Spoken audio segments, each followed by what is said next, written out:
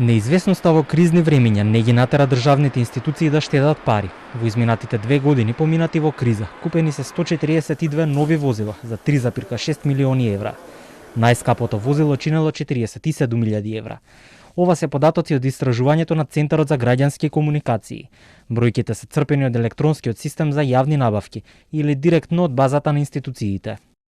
Во истражувањето се опфатени само набавките на патнички возила и не се опфатени така наречените комерцијални возила, односно товарните, работните и возилата од технички карактер. Исто така вклучени се само новите возила, а не и набавените половни возила. Возилата од марката Шкода биле најбарани од страна на државните институции. Интересно е што речиси половина или нешто повеќе од 40% од набавените возила се поскапи од 30.000 евра.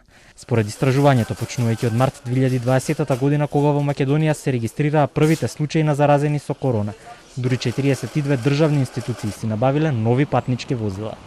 Најмногу набавки направила владината служба за општи и заеднички работи, или скратено СОЗР. До тогаш возените возила Passat ги замениле со 45 нови возила Шкода. Како и претходните години, така и во последните две следен според бројот на набавени нови возила е државниот пазарен инспекторат кој купил 11 Citroen C3 и 10 Fiat Tipo, или вкупно 21 ново возило. На трето место со 6 нови хибридни возила Hyundai Ioniq е Агенцијата за електронски комуникации.